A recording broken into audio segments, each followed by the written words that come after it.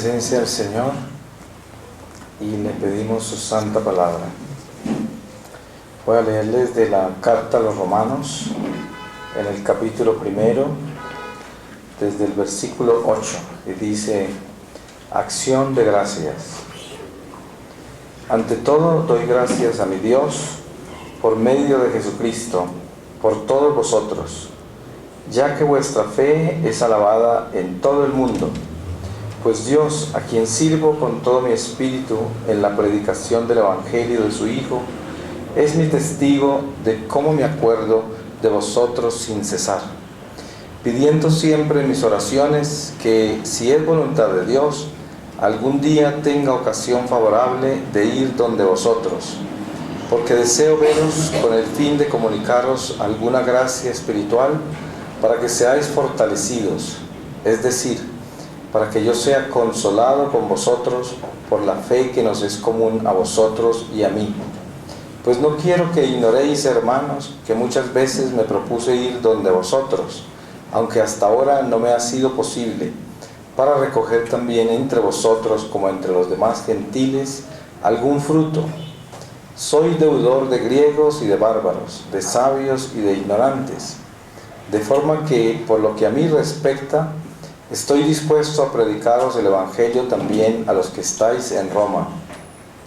No me avergüenzo del Evangelio, porque es una fuerza de Dios para la salvación de todo el que cree, del judío en primer lugar y también del griego, pues en él se revela la justicia de Dios de la fe hacia la fe, como está escrito: el justo vivirá de la fe. Palabra de Dios. Pues le damos gracias a Dios por este día de reflexión. Yo quiero hacer una consagración especial de todo este día de vigilia, de 24 horas de vigilia, primer viernes, para ofrecérsela en honor del Santísimo Sacramento, en reparación y desagravio por todas las irreverencias, ofensas, abandono, ingratitudes, etcétera, que ante Él cometemos.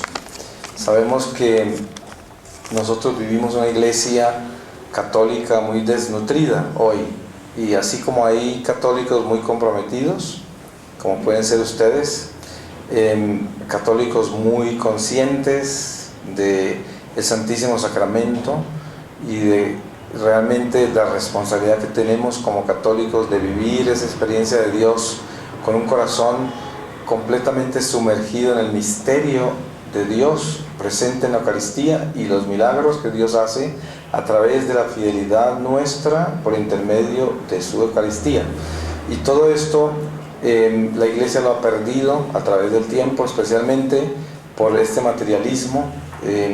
El hombre ha entrado en unos estados de soberbia dentro de la Iglesia que se ha perdido totalmente la reverencia, y por eso tenemos que nosotros, cada vez que estemos ante el Santísimo como estamos ahora, tenemos que ofrecer todo este tiempo que estamos aquí en reparación, porque al mismo tiempo que estamos acá nosotros adorando a Dios en la Eucaristía y siendo reverentes a Él y trayéndole todo lo que podemos de nuestro amor y nuestra entrega, que a pesar de no entender este misterio, sin embargo creemos en Él, ofrecerlo por eso, por todos aquellos que no son reverentes, empezando por el clero, ¿no? Los sacerdotes que ya perdieron el amor a la Eucaristía, o muchos no lo han tenido porque desde el seminario se lo robaron, ¿no? Hay mucha masonería en los seminarios donde les quitaron la verdadera presencia viva de Jesús en la Eucaristía, el respeto a los sacramentos. Hay muchas cosas malas, ¿no? Y por eso tenemos tantos escándalos en la iglesia hoy, porque hay muchas cosas malas dentro de la iglesia que nosotros tenemos que orar por ellas para reparar, porque nos corresponde a nosotros. No nos corresponde señalar al pecador ni perseguir al pecador.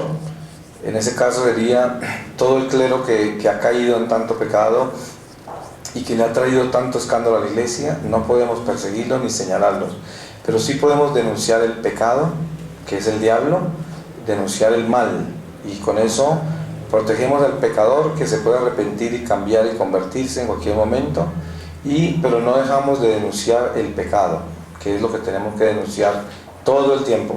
Al pecador lo tenemos que manejar siempre con amor y caridad, porque todos somos pecadores. Y tenemos que entender que el sacerdote, el religioso, que están consagrados a Dios o que están en proceso para consagrarse, son los más atacados por el mal. Entonces, ahí es donde tiene que venir nuestra misericordia y nuestro amor como iglesia, de unirnos en presencia del Santísimo Sacramento para que nuestra presencia sea un acto, un holocausto de amor a Dios, en reparación por todos estos desagravios y por la desnutrición de la iglesia en relación con la mística y los misterios de la encarnación de Jesús, que queda vivo entre nosotros en los sacramentos, y que el Espíritu Santo, que se manifiesta constantemente en la iglesia, en los corazones de cada uno de nosotros, nos lleva como una unidad santificadora, purificadora, en este peregrinar por la tierra, en este exilio. Y cada uno de nosotros, entre más nos compenetramos con esa mística de la presencia de Dios en tantas formas dentro de la iglesia, especialmente en la Eucaristía, pues nos vamos compenetrando en un solo cuerpo, fortaleciendo la iglesia a pesar de todas las batallas y a pesar de los tiempos, a pesar de que en este momento vivimos ese espíritu de indiferencia, de sequedad, de superficialidad, de rebeldía, de materialismo, un espíritu que se ha robado gran parte de la unción, pero es parte de la batalla espiritual. Es como decir, cuando los soldados se van a la guerra, en un momento dado están entusiasmados a batallar con mucha valentía, sin miedo y sin pereza. Y hay momentos en que si la batalla es muy larga, el ejército comienza en algunos lados a cansarse, a perder el entusiasmo, a perder la fe, la esperanza, y pierden la valentía. Y eso es parte de una batalla inevitable. Tenemos que mantenernos firmes, alimentándonos bien para que el cansancio no nos tome por sorpresa y de repente dejemos las armas y nos puede sorprender el enemigo, porque la batalla es permanente. Nosotros tenemos que entender de que como cristianos ungidos por el Espíritu Santo como estamos nosotros y llamados a vivir una milicia como la que estamos llamados a vivir, es el encuentro con un enemigo cara a cara que no descansa, y que nosotros en ningún momento podemos descansar en medio de esta batalla. No hay forma de nosotros dejar de estar alertas. El mensaje de Getsemaní con los apóstoles y Jesús, que viene 3 veces a pedirles a ellos, especialmente las primeras 2 veces pidiéndoles que no se duerman, entendemos de que Jesús, durante toda su pedagogía con los apóstoles, en esos 3 años de vida pública, hay algo muy firme y muy perseverante, y es que Él siempre los mantuvo en alerta, en guardia, los puso a caminar en la punta de los dedos de los pies. Nunca les dio una oportunidad de que se sentaran en sus laureles y sintieran de que porque estaban con el Santísimo ahí, con el Señor, podían descuidarse y podían no estar de guardia. Es cuando más los puso de guardia y cuando más les pidió que no podían dejar de estar vigilantes en todo momento. Y antes de partir les advirtió que Él estaría con nosotros todos los días de nuestra vida, pero prepararnos porque Él regresará cuando menos lo esperamos, y tenemos que estar preparados todo el tiempo, y al mismo tiempo tener en cuenta de que el enemigo quiere asegurarse de que nosotros no lleguemos. Y esto es definitivo en nuestra vida espiritual, el descubrir en qué estamos nosotros metidos y a qué pertenecemos y qué es lo que tenemos que hacer para vivir una vida en Dios de verdad, para entender que el Evangelio hay que vivirlo en nuestros huesos. No es una concepción intelectual, no es una idea, no es una religión, es mucho más que eso. Es una espiritualidad que tiene batalla permanente, diaria, y Dios nos lleva por intermedio de la iglesia, que es una cuna, donde nosotros allí, en esta cuna, como pichones, estamos creciendo alas para poder desprendernos a la plenitud del mundo espiritual al final de esta vida. Y la iglesia nuestra, que es madre, que alimenta, que nos da esa gestación espiritual para que el alma se fortalezca y sea sana y pueda tener la fuerza de elevarse a Dios después de desprenderse de la carne, es parte del misterio de Dios entre nosotros, que viene y se adentra en el vientre de nuestra naturaleza humana y desde del vientre mismo nos alimenta este feto espiritual que somos nosotros ahora, que estamos en gestación, y se mete dentro del vientre de la naturaleza, y ahí adentro nos muestra cómo fortalecernos y antes de salir de acá, y nos muestra lo importante que es prepararnos para ese nacimiento, la plenitud del Espíritu. Y es una maravilla porque si nosotros podemos localizarnos por un momento desde el Espíritu y miramos el vientre en que estamos, nos damos cuenta que somos prácticamente, espiritualmente visto, como un feto espiritual que está en formación, está en gestación, y tenemos que alimentarlo. Y Jesús nos ha dado el alimento perfecto que es la Eucaristía.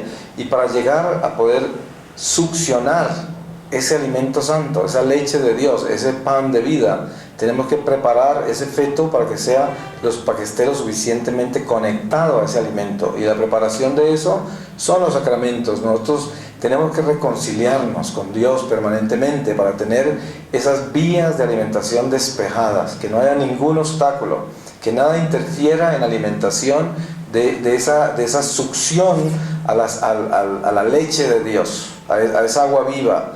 Y para eso hay que limpiar los conductos constantemente, y ese limpiar los conductos es un estado de batalla espiritual donde el hombre tiene que asegurarse que el pecado, que es como las toxinas que tapan las arterias del corazón, es como el colesterol, el pecado, que no vaya a formar una placa en las arterias y vaya a cerrar esas arterias y no pase esa agua viva, esa leche de Dios hacia el corazón. Porque ese corazón del alma tiene que estar sano y tiene que estar fuerte para poder bombear esa sangre viva de Dios a todo el alma, al alma entera. Cuando nosotros vemos el cuerpo humano, que está formado orgánicamente, celularmente, nos damos cuenta que ese es un reflejo de la formación del alma. Y a pesar de que lo estamos viendo en una forma tangible, orgánica, celular, también el alma, siendo cuerpo espiritual, está formada de corazón, tiene circulación de la sangre de Dios, que es el Espíritu de Dios que navega por dentro de nosotros y que fortalece cada una de las células del alma, que están formadas de amor. El alma está formada por el amor de Dios, son células de amor, y célula por célula se va construyendo, edificando, fortaleciendo, a través de nuestra fidelidad, a través de nuestra concientización, a través de estar pendientes de vivir permanentemente en vigilia, en alerta, para darnos cuenta qué es lo que en nosotros tiene que fortalecerse, qué es lo que tiende a debilitarse constantemente, dónde está el abismo y dónde está nuestro puerto seguro, dónde podemos encontrar esa ancla santa que es Jesucristo en nuestro corazón, y si realmente estamos con un Cristo vivo. Miren ustedes que hoy encontramos dentro de la iglesia cantidades de tradiciones de muchos años, en comunidades religiosas, en la misma vida diocesana, en la misma vida laical, masas de gente que vive una religión sin Cristo, que viven unas tradiciones sin Cristo, que viven inclusive una liturgia sin Cristo, lo cual es como una contradicción, pero es verdad. El hecho de que yo me vista religiosamente, el hecho de que yo viva las tradiciones de la iglesia, el hecho de que yo entre dentro de los pasos de la liturgia, eso no quiere decir que yo estoy en el cuerpo místico, que yo estoy celularmente comprometido, integrado al organismo de Dios. Porque precisamente la superficialidad de este mundo en que vivimos hoy nos lleva a vivir prácticamente en un idealismo, en un ilusionismo, donde nosotros nos engañamos a sí mismos, nos vestimos religiosamente y creemos que estamos integrados a Dios. Y hoy encontramos seminarios enteros, comunidades religiosas enteras, herejes, viviendo cosas absurdas, no creen en el pecado, no aceptan a Satanás, no aceptan de que Dios haya creado el infierno, no aceptan absolutamente nada de lo que tiene que ver la misma prédica del mismo evangelio. Y esto lo enseñan en los seminarios y lo viven en comunidades religiosas. ¿Y esto qué sucede? Es una desnutrición donde el hombre se llena de colesterol espiritual. Y esa arteria, lo único que encontramos son infarto tras infarto tras infarto. Una cantidad de sacerdotes muertos en vida, monjes muertos en vida, monjas muertas en vida, laicos recibiendo veneno de esos maestros que están pervertidos, y esto hay tanto que la tristeza es increíble verla. Y obviamente esto no quiere decir que está perdido todo, al contrario, es una muestra de lo seria que es la batalla en que estamos, y que nos demos cuenta que no es un secreto para nosotros. Yo les cuento una experiencia misionera. Yo viajo por el mundo entero, sin exagerar, ¿no? Por el mundo entero. Y mucha gente se engaña con Latinoamérica y con Filipinas, con Corea, con algunas partes del África, por la religiosidad. Si usted viene a Latinoamérica, yo me recorro toda Latinoamérica, especialmente en Cuaresma, y las iglesias son llenas, y hay gente de rodillas en toda clase de lugares, montañas, ríos, cuevas, hay toda clase de cosas. Entonces cualquiera que venga dice, qué santidad, qué devoción, qué espiritualidad. Pero yo les digo, no es verdad. Y yo sé que esto a la gente no le gusta que yo lo diga, pero yo lo he visto con mis propios ojos. No es verdad. Mire, toda esta religiosidad en su gran mayoría es falsa. La gente no tiene el corazón ahí. Salen de ahí a hacer maldades igualito, no cambian. Pasan de rodillas por una montaña casi que sangrando y salen a mentir, a robar, a fornicar, a calumniar a los demás igualitos. Cuando yo era niño, mi pueblo en Anserma Caldas es un pueblo en las montañas, y las Semanas Santas eran muy dramáticas. Yo era el trompeta mayor del colegio, entonces iba en la marcha del Jueves Santo y Viernes Santo, y todo era muy dramático, y las prostitutas cerraban los prostíbulos, y durante esa semana no prostituían, y pasaban de rodillas sangrando y llorando en todas las procesiones, y se confesaban. Y también los maridos borrachines, infieles, en esa semana hacíanlo, pues como estaban cerrados los prostíbulos, tampoco podían ir, y aparentemente se sacrificaban. El lunes de Pascua inmediatamente se abrían los prostíbulos, seguían los maridos a emborracharse, y todo el mundo seguía en lo mismo, igual. Y así crecí yo viendo eso. Cuando yo tenía 14 años yo me fui a la iglesia, porque yo nunca tuve una doctrina y una estructura que me hubiera inspirado a conocer una iglesia viva, con un Cristo vivo en el corazón de la gente. Y esto no es una disculpa, que yo no estoy diciendo que ellos son los culpables de que yo me fui a la iglesia. Yo me fui porque yo mismo decidí y me perdí. Y soy responsable de mis pecados, pero estoy hablando de qué es lo que tenemos nosotros como iglesia. Entonces, somos unos católicos de nombre, necesitamos reevangelizarnos, necesitamos convertirnos, y no podemos engañarnos. Mire, los profetas falsos que vienen de afuera vienen a decir que nosotros somos, pues, casi que una nueva Jerusalén, somos santos, mejor dicho, pero ¿para qué? Para ganar territorios, porque la realidad es que no lo somos, y no podemos engañarnos. A la gente no le va a gustar que yo hable así, pero es que es la verdad, yo la veo con mis propios ojos. No es verdad que somos unos santos, no es verdad que este es un país ungido, escogido por el Espíritu Santo para salvar la humanidad. Yo no creo. Mire, yo pienso que nosotros tenemos que despertarnos y convertirnos, y ayudar a convertir los curas y los religiosos, y métase usted a las comunidades religiosas hoy aquí en Colombia solamente, y los va a encontrar con enneagramas, diciendo que el pecado no existe, curas predicando, dejando gente vivir en unión libre. Mejor dicho, yo les cuento, la lista que hay es interminable, pero eso no quiere decir que somos malos, y eso no quiere decir que es una iglesia perversa, eso no quiere decir que nosotros no tenemos santos acá. Claro que sí, aquí en esta iglesia hay mucho santo, hay mucho sacerdote santo, hay mucho monje de verdad.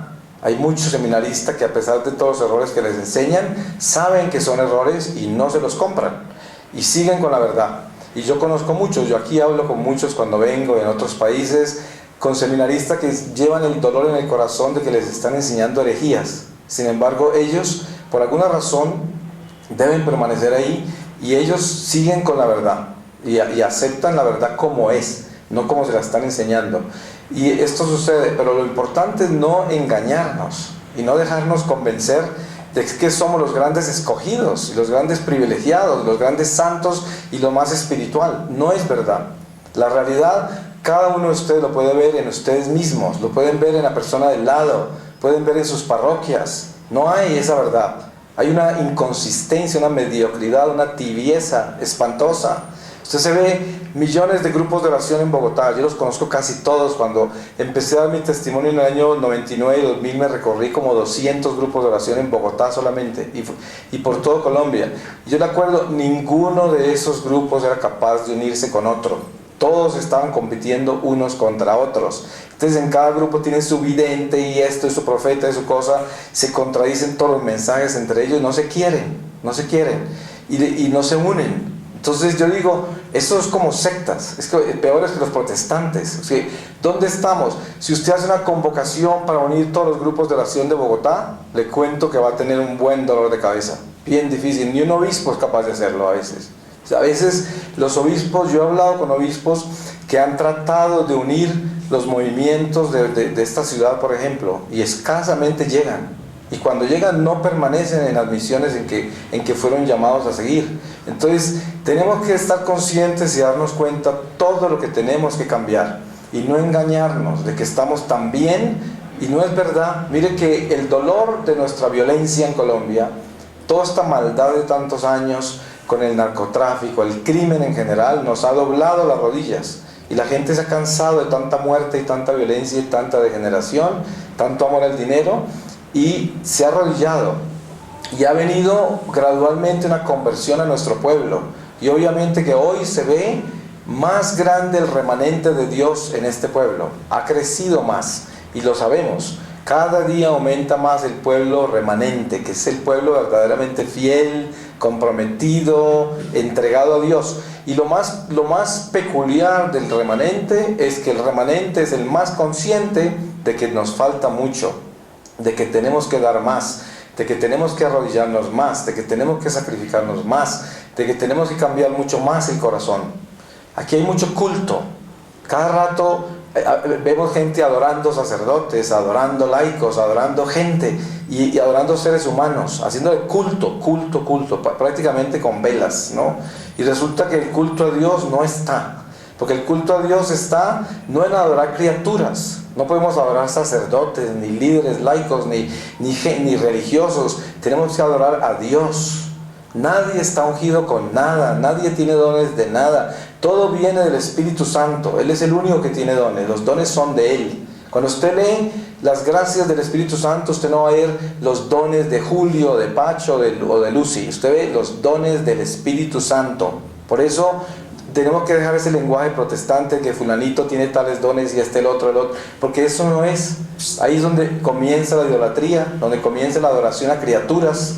Se trata es de que, como dice San Pablo, Pablo sembró, Apolo regó, el único que hace crecer es Jesucristo. Entonces nosotros tenemos que entender que el Señor nos llama a vivir una realidad espiritual definitiva.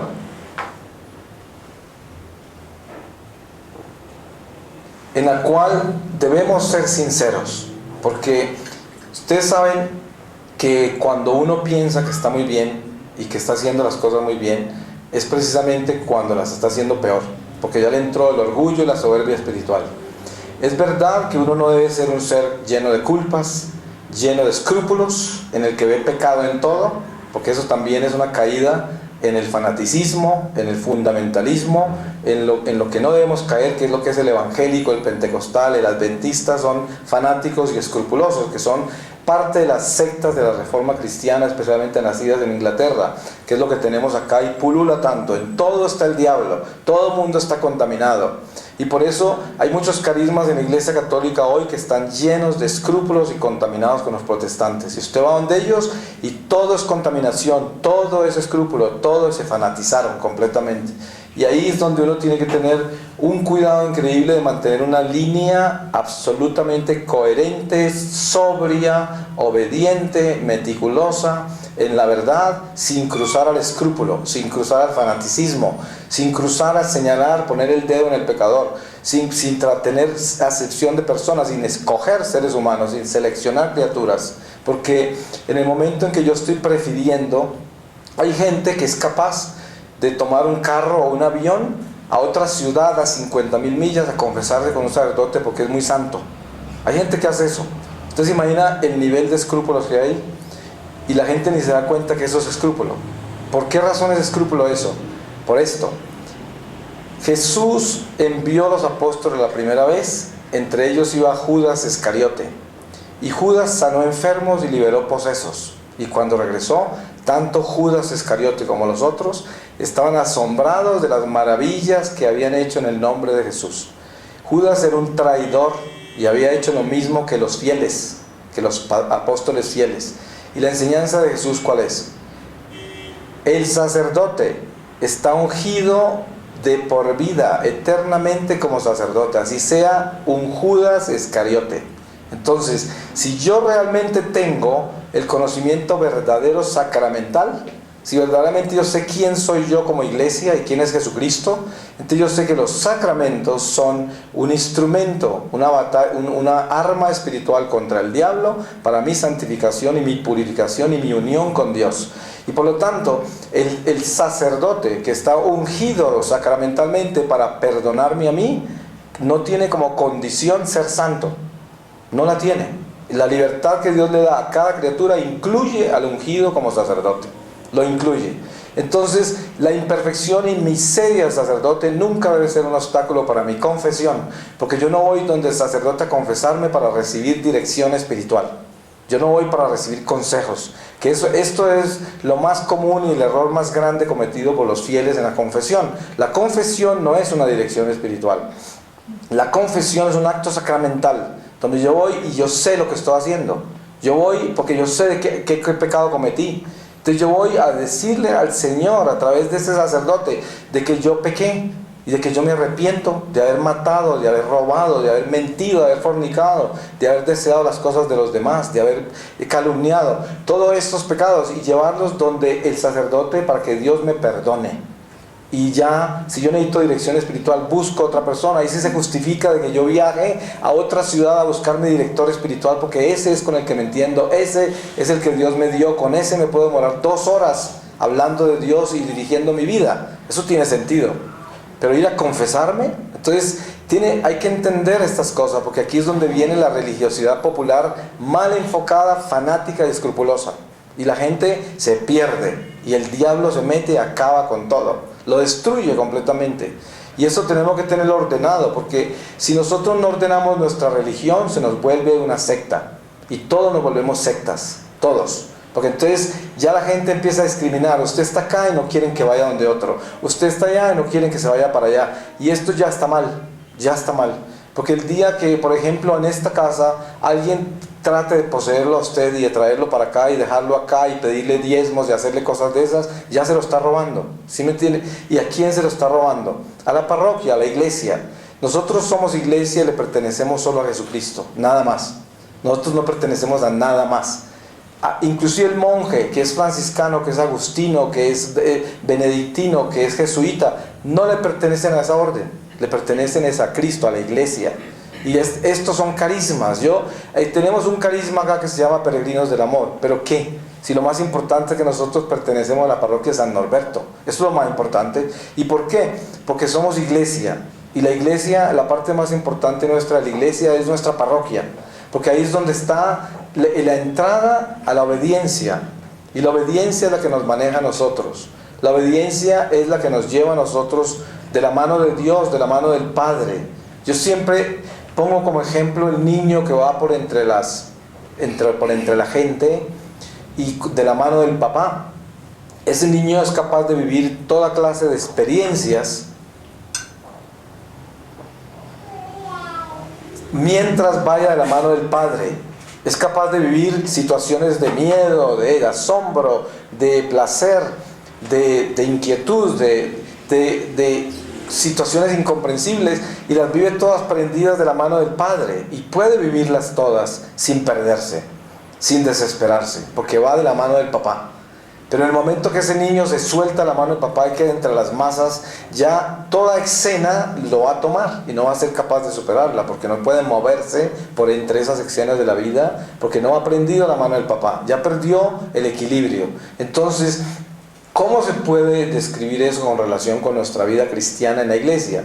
Nosotros tenemos que estar prendidos desde la iglesia, No podemos prendernos de seres humanos. Yo no puedo prenderme de las personas que llevan el carisma, sino del carisma, que el carisma es el Espíritu Santo. De ahí me prendo yo.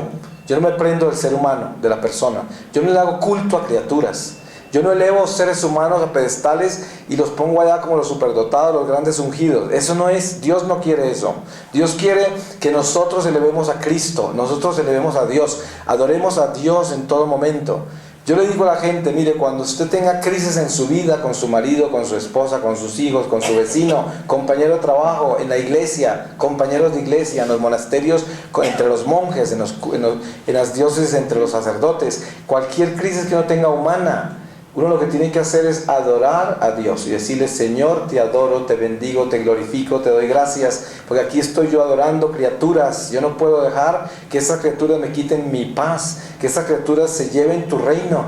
Tú en mi corazón eres mi rey, no puedes ser ninguna criatura, no puedo dejarme quitar la paz de nadie, porque tú eres mi Señor y tú eres mi paz, mi príncipe de paz, mi roca, mi seguridad, mi amparo, mi esperanza, mi salvación, mi fe, mis ojos, mi vida. Todo esto tenemos que entenderlo bien para que nos compenetremos en Dios y dejemos la idolatría.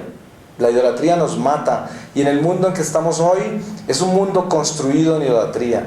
Des en cuenta cuáles son los héroes de hoy. Los héroes de hoy son artistas, los músicos, los famosos, los ricos, los políticos, el que se distingue por el dinero. Todas estas cosas son lo que manda el mundo hoy. Todo el mundo no quiere saber dónde están, qué están comiendo, cómo están durmiendo, cómo se levantan, qué se ponen, qué hacen. Todo el mundo quiere saber de eso, que esos son los héroes de hoy. Todos pasan para el cementerio, todos enteritos, y ninguno sale de la tumba, ¿sí? El único héroe que tenemos nosotros es Jesucristo. Fue el único que pasó para la tumba y se salió de ella. Es el único que ha salido. Nadie más ha sido capaz de hacer eso. Para mí, si yo voy a pensar en un héroe, el héroe mío tiene que ser inmortal. No puede ser un mortal. No puede ser una criatura que le entierran y se quedó ahí en el hueco, que no volvió a salir, ¿cierto? Yo necesito un héroe que se salió de la tumba. El único que pudo hacer eso es Jesucristo. Es el único héroe, el único que realmente ha hecho lo que todo el mundo ha hecho, pero con la diferencia de que salió de ahí cuando lo enterraron, ¿cierto? Vivió como ser humano, pero se levantó como ser divino y nos mostró a nosotros de que si nosotros entendemos el verdadero heroísmo en esta vida transitoria, en el exilio, nosotros también resucitaremos como Él. Pero para esto tenemos que entender que los héroes nuestros se tienen que convertir en Cristo. Por eso Jesús decía: mi madre y mis hermanos son los que hacen la voluntad de mi Padre. Y ahí eliminó toda relación sanguínea. ¿Sí? Él eliminó todo lo consanguíneo, ¿no? Ya mis parientes no son la sangre, mis parientes son el espíritu.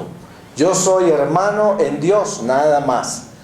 Ahora, con esto no quiere decir que nosotros vamos a eliminar nuestros parientes, pero lo que quiere decir esto es que el amor nuestro debe ser un amor que esté libre de idolatrías. No puede ser adoración a criaturas.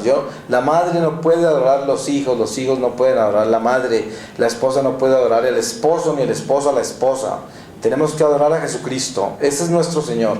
Y por eso estamos acá, en presencia del Señor, ejercitándonos en esta adoración al verdadero Dios, al único que es, al que nos creó, al que nos conoce, al que nos puede salvar. Y aquí estamos en presencia del Señor, reconociendo en el fondo de nuestro corazón nuestra ignorancia de este misterio, pero aceptándolo en fe, diciéndole: Señor, no entiendo nada, pero yo sé que estás acá. Y aunque no lo digas del fondo de mi alma porque me falta fe, sin embargo lo quiero decir, porque es como cuando una persona le están enseñando a amar, le preguntan todo el día: ¿me amas? Dice: sí. Y después cada vez le pregunta: ¿me amas? Sí. Y un día dice: sí, te amo, porque ya se ejercitó, ya le enseñaron a amar. Y al principio no podía ni decir te amo. Hay personas que no son capaces de decir eso, porque no saben amar, y hay que enseñarles a amar. Hay que sacudirlo, decirle: tienes que aprender a amar, y tienes que aprender a expresar ese amor, a decir sí te amo, aunque se sienta muy débil, porque al principio no vamos a tener esa fuerza para decirlo, porque no somos capaces de testificar ese amor. Y lo mismo sucede con Dios entre nosotros. Señor, yo sé que estás ahí en la Eucaristía, pero en el alma por dentro es ese, sé que estás en la Eucaristía, porque por allá, porque todavía no hay fe, y yo tengo hasta miedo de decirlo, que me siento como un hipócrita, porque por dentro no siento esa fuerza del Espíritu que me dice, yo sé que estás vivo en la Eucaristía, te siento, Señor. Para eso se necesita, pero no podemos exigir que eso ocurra así nomás, pero lo que sí podemos exigir es entrar en la sinceridad, en la sinceridad. Mire cuántas madres cometen errores con sus hijos, porque quieren que ya sientan al Señor, que ya sean santos, que ya sientan celo por la iglesia, sientan celo por Dios. ¡Qué error tan grande! Uno no puede darle alimento sólido a aquel que todavía está tomando leche de pecho, ¿sí? Hay que ir por pasos. La gente hay que enamorarla de Dios primero, hay que darle leche, gotas de leche, y luego se les va trayendo más adentro hasta que le dé el alimento sólido. Y ya puede decir, yo amo la iglesia, tengo celo por la iglesia, muero por la iglesia, siento a Jesucristo vivo en mi corazón. Pero yo no puedo darle alimento sólido a alguien que es un niño y se me va a intoxicar, se me va a deformar con ese alimento porque no lo resiste, no se lo puedo obligar. Entonces uno tiene que, con el amor de Dios, llevar estas criaturas espirituales al Señor. A veces cuando yo me refiero a esto no estoy hablando de una edad física, estoy hablando de una edad espiritual. Hay personas que entran a la conciencia espiritual a una edad madura ya, a una edad avanzada. Yo entré a los 47 años, hay gente que entra a los 80 y así es. O sea que no es una edad física, sino la edad espiritual en que empezamos a concientizarnos y empezamos a darnos cuenta de que la vida espiritual es un compenetrarnos con la verdad. Y la verdad no se puede uno compenetrar a ella de la noche a la mañana. Yo no puedo esperar ser el tremendo santo ahí de la noche a la mañana. No puedo ser el tremendo místico, el tremendo éxtasis, el tremendo abandonado en Dios. Yo tengo que entender que yo tengo que aprender a hacerlo, haciéndolo. Los sacrificios. ¿Cuántas veces no tenemos claro en nuestra vida lo que es una mortificación, lo que es una penitencia, lo que es un verdadero ayuno? No lo tenemos claro y son herramientas importantes para nuestra vida espiritual, porque si yo no me mortifico, ¿cómo hago yo para fortalecerme? ¿Cuántas veces una esposa y un esposo tienen una discusión y alguno de los dos se queda callado para evitar problemas?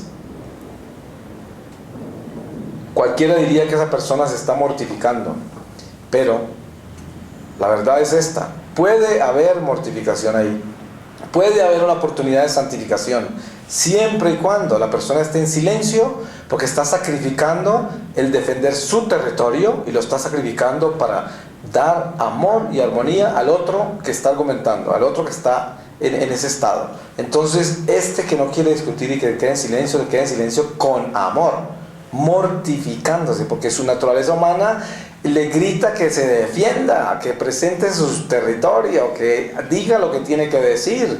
Y estas discusiones son una oportunidad inmensa para la mortificación, para la purificación y fortalecimiento del alma, porque así es como crecemos espiritualmente en el amor de Dios, es con esas gotas de amor. Y fíjese que esas gotas son las que edifican al hombre para que un día pueda alimentarse con alimento duro, fuerte, con el alimento sólido.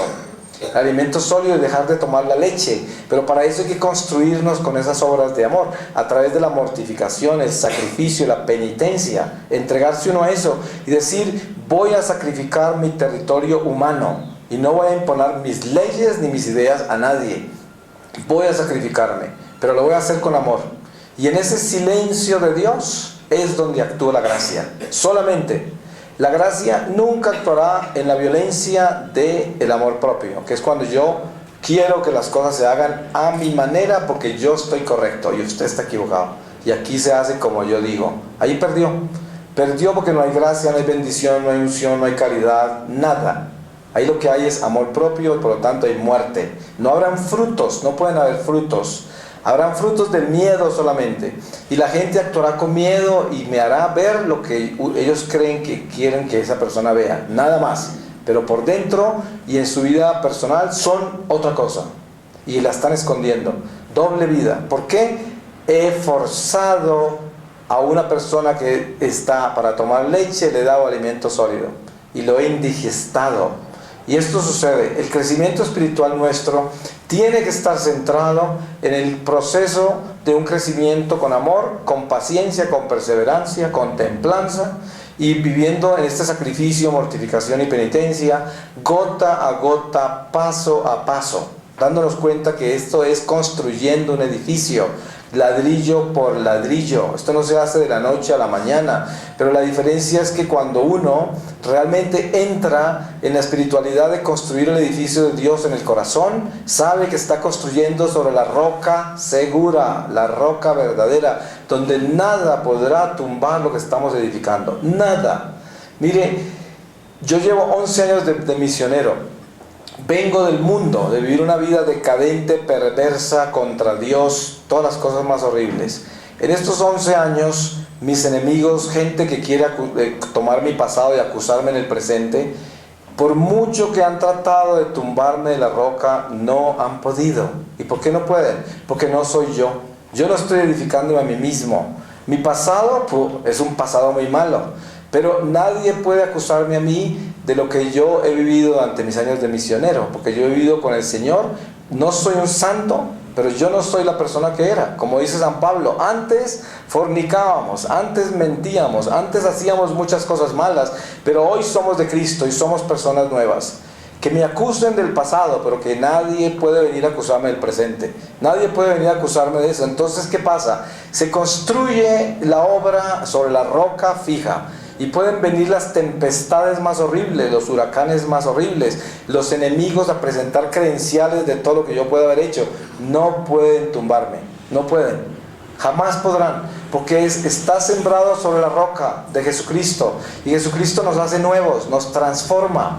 Y Él perdona y olvida, y es el que nos da a nosotros la fortaleza y la posibilidad de seguir sembrados en su jardín y estar ahí donde ninguna plaga puede entrar, donde nadie puede corroer mis hojas, nadie puede dañar los frutos que da el espíritu valiente de una persona que se entrega a Dios y decide dejar el pecado, ¿cierto? Que eso solo lo da Jesucristo, nada más en nosotros, y jamás podemos enorgullecernos nosotros de haber hecho nada, porque todo es gracia. Yo no puedo decir nunca que yo he hecho nada ni me convertí. Eso es inclusive un lenguaje que se debe corregir. Yo no puedo decir yo me convertí, jamás. Yo puedo decir el Señor me convirtió. Y eso es todo lo que yo estoy hablando acá en esta reflexión en presencia de Jesús sacramentado. Lo estoy hablando únicamente para glorificarlo a Él, nada más. Porque de mí yo no puedo hablar sino miseria, pecado, las imperfecciones que hay en mí, las tendencias que tengo a traicionar al Señor, las tendencias que tengo a faltarle la caridad del amor a mi prójimo. Todo eso es lo que podría hablar de mí. Entonces de mí no puedo hablar sino miseria, pero sí puedo hablar de las maravillas que Dios hace en mí. Sí puedo hablar de las maravillas que Dios hace en cada uno de ustedes. Y puedo hablar de las maravillas que Dios está haciendo en este mismo momento en nuestros corazones. Porque el Señor nos usa, Él nos usa como instrumentos y habla a través de nosotros. Y habla hasta a través del malo. Habló a través de una mula, ¿cierto? Ha hablado. Y como dice Él, si hacen callar a estos, hablarán las piedras. Y así es, ese es Dios.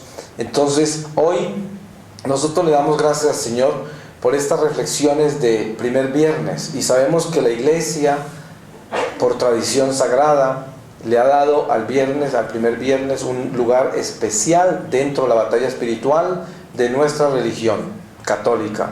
Y por muchas razones, porque nosotros nos centramos en un Cristo que muere en un viernes, pero que es un Cristo que ya sabemos que ha resucitado. Nos centramos en la pasión de Cristo, que es una pasión que se vive permanentemente hasta que regrese, por la economía de la salvación, que incluye la salvación de todas las almas que han pasado por acá y las que faltan por llegar, hasta que se complete el número de almas que entrarán al reino de Dios antes de que Jesucristo regrese. Entonces, viernes de pasión del Señor está vivo en el eterno presente de Dios. Estamos viviendo en este momento la pasión de Jesucristo, tal y como Jesús la vive, porque es un eterno presente de Dios, y estaremos viviendo esa pasión hasta que Jesús regrese y se termine este ciclo de la economía de la salvación. Y cuando se complete todo esto, que vienen los nuevos cielos y la nueva tierra, la santa Jerusalén del cielo, y todo esto pasará, entonces ahí terminará este ejercicio que hacemos nosotros, las almas encarnadas que estamos buscando la salvación eterna al final de esta vida. Se terminará este ejercicio espiritual de la iglesia militante, porque se convertirá todo en una iglesia triunfante. Pero antes de eso, nosotros tenemos que entender de que estos primeros viernes son una celebración de la iglesia al misterio de la pasión, muerte y resurrección de Jesucristo, que se convierte en pan de vida para todos los hombres y que trae para nosotros la presencia divina que perdimos al ser arrojados del paraíso por el pecado original. Y hoy tenemos esa redención en Jesucristo, y el viernes celebramos este misterio.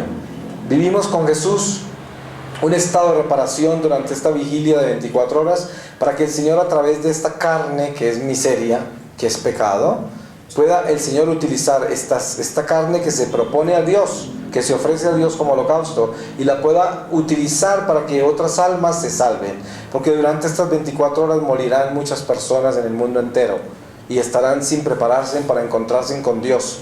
Por el hecho de nosotros estar acá, proveemos al Espíritu Santo, materia prima de salvación de almas, porque nuestra sangre, al estar en adoración al Santísimo, se cristifica, y el Señor la utiliza como dinero espiritual de salvación de almas. Y por eso las vigilias de adoración al Santísimo en el Viernes Santo tienen tanta fuerza, porque es, primero, sumergirnos en la pasión de Cristo. Segundo, reconocer a Cristo como nuestro Señor y nuestro Dios. Tercero, venir a acompañar al Señor en sus intenciones de su Sagrado Corazón. Tercero, unirnos a todos los ángeles y santos en el cielo que adoran permanentemente a Dios. Unirnos a las almas purgantes en su dolor y la necesidad tan grande que tienen, que nosotros entendamos de que lo más importante en esta vida es integrarnos a la gracia, a la salvación eterna. ¿Cuánto no harían las almas del purgatorio para que nosotros entendiéramos que lo más importante que hay en la vida terrenal es descubrir de que estamos acá para integrarnos a una jornada eterna que nunca terminará? ¿Cuánto no harían las almas del purgatorio por eso? Porque precisamente eso fue lo que se les olvidó. Por eso están en el purgatorio. Se les olvidó que lo que tenemos que hacer en esta vida terrenal es construir la eternidad, y construirla con el amor en cada acto de nuestra vida. Cada que respiramos, cada que palpita el corazón, cada que nuestros pensamientos fluyen por entre nosotros, cada que tenemos la oportunidad de compartir con el prójimo, de vivir entre esta familia de Dios, que aunque no conozca a Dios y esté alejada de Dios, son hijos de Dios. Todos somos creación del Señor. Y por eso, en este sentimiento de integración al Espíritu Divino, nosotros tenemos que tener esa conciencia clara de nuestra vida como células vivas del templo de Dios, que es la contribución que estamos dando acá en este viernes, primer viernes de mes, en que vivimos con Jesucristo Eucaristía el misterio de lo que hace Él con las almas, de la salvación de las almas. En este mismo momento que estoy yo aquí hablando esto, en presencia de Jesucristo, el Señor a través de nosotros acá está recogiendo almas, y tengan la seguridad de eso, la absoluta seguridad de que Jesús en este instante está salvando almas, porque nosotros estamos acá, porque nosotros vinimos acá, porque nosotros nos le entregamos a Él para este momento, porque nosotros detuvimos el tiempo de la carne y del mundo y vinimos a entregarle a Dios este instante de nuestra vida incondicional, y le decimos: aquí estoy, Señor, yo no entiendo nada, pero tú lo sabes todo, y aquí estoy, Señor, para hacer tu voluntad, aunque sea por este minuto, aunque sea por esta hora, por el tiempo que yo estoy acá. Pero el Señor toma eso y lo capitaliza, y sobre eso edifica la salvación, y sobre eso rescata almas. Por eso Dios quiere que nosotros hagamos mucho de esto, muchas veces, hasta el punto de que un día lo hagamos todo el tiempo, porque eso es lo que vinimos a hacer. Para eso Dios nos escogió, para que un día nuestra vida sea 24 horas de Dios. Qué lindo sería que nosotros todo el día respiremos en Dios, que todo el día vivamos con Dios para que Dios todo el día salve almas a través de nosotros. Porque miren que estar en presencia de Jesús, Eucaristía, es estar en presencia de Dios mismo. Entonces Dios nos invita a que esta presencia eucarística nos la llevemos siempre y en todo lugar, dentro de nuestro corazón, a todas partes, y viva permanentemente en nosotros, para que a través de nosotros el Señor constantemente esté llevando a cabo la obra de la salvación a todas las almas, sin necesidad de hacer nada, porque es que Dios, al habitar en nosotros, Él hace todo. No es lo que yo diga, no es lo que haga, es lo que Jesús hace en mí, a través de mí, con el solo hecho de yo haberme entregado a Él. Eso es todo, porque el misterio de la salvación y la sanación de las almas es un misterio invisible, insondable, no es tangible, no es físico, es un misterio invisible espiritual. Por lo tanto, si yo llevo dentro de mí el Espíritu Divino, camino con Él, vivo por Él y todo el tiempo estoy integrado a Él, ese Espíritu Divino abraza las almas alrededor mío y las llena de luz, las llena de amor y sabiduría, y les da la fuerza para romper las cadenas que los atan al pecado. Y esa es nuestra vida, esa es nuestra vida en Dios. Y por eso un viernes, primer viernes de mes, donde nos integramos a la pasión del Señor, nuestra célula, que es nuestra misma vida, nuestro propio organismo celular, nuestra alma, todo nuestro ser se fortalece, se vivifica, se santifica, se purifica. Y esto es lo que sucede con estas vigilias. Por muy pecador que yo sea, por muy horrible que yo sea, si yo hago el esfuerzo de estar acá, el Señor me va a dar sanación, el Señor me va a dar fortaleza, el Señor me va a dar salud, y el Señor me va a enseñar a amar un poquito más, porque eso es lo que necesitamos. Yo necesito amar un poquito más, yo necesito tener un poco más de caridad y compasión, yo necesito mirar al prójimo con caridad y amarlos y sentir por ellos y darme cuenta que son importantes para mí, no solamente los seres queridos, porque es muy importante descubrir quiénes somos. Hay personas, usted puede pensar en este momento que las personas más importantes de su vida son su esposo o esposa, sus hijos y los seres queridos que tiene al lado, y uno que otro amigo que usted aprecia. Y esos son su vida. Y ahí tiene todas sus fuerzas puestas, y todos sus sueños y preocupaciones, y todos están ahí en ese grupito. Pero el resto de la gente, usted pasa por entre ellos y es prácticamente indiferente, prácticamente. Y lo molestan mucho por cualquier cosa, cualquier defecto, es inmenso para usted. Entonces, en ese momento nos damos cuenta que no sabemos amar todavía, no sabemos, todavía no hemos entrado en Jesucristo. Somos simplemente gente del mundo, que la religión la tenemos únicamente para proteger a los de nosotros. Y cuando venimos a rezar es solamente pidiendo por lo nuestro, nada más, por aquellos que nos duelen, nada más. Los demás no nos duelen, los demás no existen. Y cuando existan es en una superficialidad que no tiene amor. Y esto es purgatorio, de eso está hecho el purgatorio. El purgatorio está hecho de aquellas almas que, habiéndoles dado todo el Señor para interceder y reparar por la humanidad entera, solo lo hicieron por los suyos, por los que les dolía. Entonces, cuando lleguen a la vida eterna, tendrán que aprender a sentir por toda la humanidad entera. Tendrán que aprender. Y es muy doloroso haber vivido sin amor, porque eso es haber vivido solo con el amor propio. Si usted está aquí en este momento y usted hace una evaluación del amor y se da cuenta que lo único que le duele, lo único que le interesa, y sus oraciones, sus preocupaciones son sus seres queridos, no más, y uno que otro amigo por ahí, usted no es una persona de Dios todavía. Usted no ha nacido al Espíritu, usted no conoce el amor de Dios, usted no ha hecho nada, y toda esta religiosidad es basura. Y tenga la seguridad, y qué pena tener que hablar así, pero es que el ser humano es terco.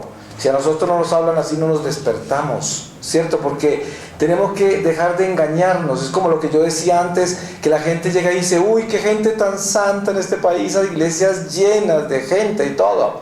Pero cuando se ve desde el Espíritu, dice: ¿dónde están los santos? A ver, ¿dónde están? En medio de toda esta religiosidad, ¿dónde están? Entonces, el sentido de nuestra santidad es esta. Si yo soy de Dios y entiendo el amor, entonces extiendo mi corazón para amarlos a todos, que todos me preocupen, que yo sienta el dolor de esas personas que pasan al lado mío, que a lo mejor nunca volveré a ver. Gente que todo el día fluye alrededor mío. Siento por ellos, me importan. Alguna vez he orado por ellos.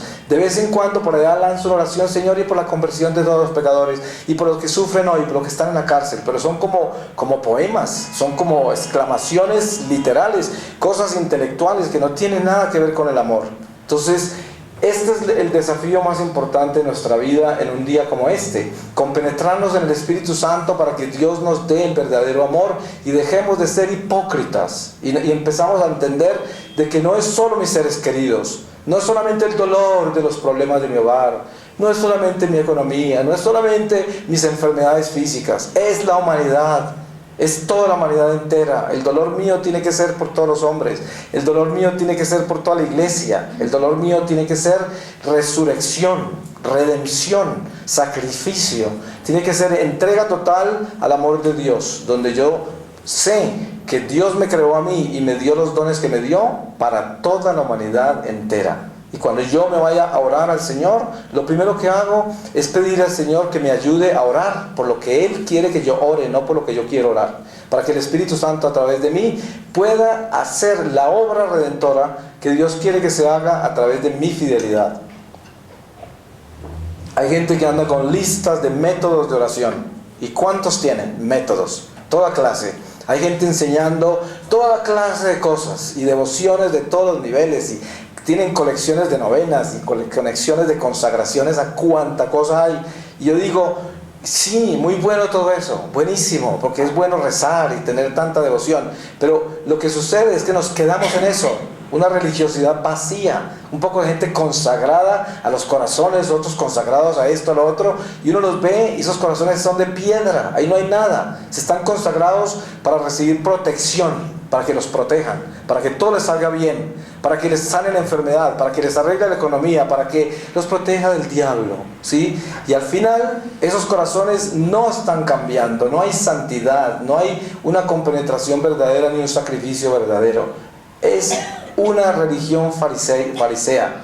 Y por eso hoy nosotros debemos pedirle al Santísimo Sacramento que nos ayude a compenetrarnos en la verdad, que seamos de verdad unos católicos sinceros y verdaderos, que no nos mintamos a nosotros mismos y que nos demos cuenta que es muy importante llegar al punto cero para poder edificarnos desde ahí y darme cuenta en qué ando yo. ¿Qué es lo que estoy buscando? ¿A qué le hago culto? ¿Por qué vengo a la iglesia? ¿De dónde viene toda esta religiosidad? ¿Qué hago con todas estas consagraciones y devociones y oraciones y rodillas que hago? ¿Qué estoy haciendo con todo esto? ¿Qué busco con todo esto? Y sinceramente descubrirme ahí, porque si yo no lo hago, seguiré siendo un hipócrita religioso, seguiré siendo un escrupuloso, seguiré siendo el que anda con una lupa mirándole los pecados a todo el mundo y no hay nadie bueno, y todos son malos, y nadie está con Dios. Y miren que lo más importante de que lo que yo estoy hablando no es que estoy aquí diciendo que todo el mundo es malo y que todos los curas son perversos y que los religiosos se perdieron y que nosotros los laicos somos nada. Es que precisamente la exhortación que Dios hace en el Evangelio a través de Jesucristo es decirnos: despiértese, nunca vayan a confiar en sí mismo. Regla número 1, la perfección: no confíes en ti mismo. Y maldito el que confía en un ser humano, dice la palabra de Dios. Y esto nos dice todo. ¿Por qué?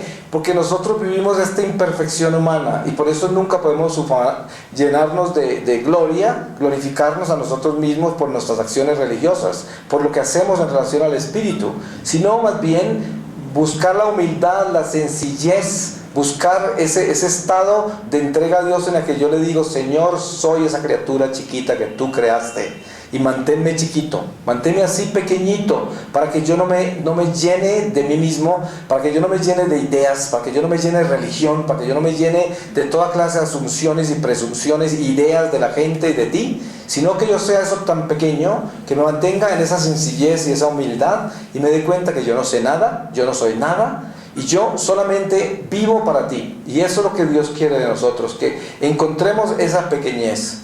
Por eso yo siempre le recomiendo a la gente que acudan a la infancia de Jesús. Es una recomendación, no es simplemente otra devoción, otra colección de espiritualidades, sino que en la espiritualidad de la infancia de Jesús está la pequeñez, está el morir a sí mismo, está el encontrar las pajas del pesebre de Belén y volver a recogernos a esa nada y dejar la idolatría, porque en ese momento dejamos de adorar criaturas y ya empezamos a adorar a Dios de verdad.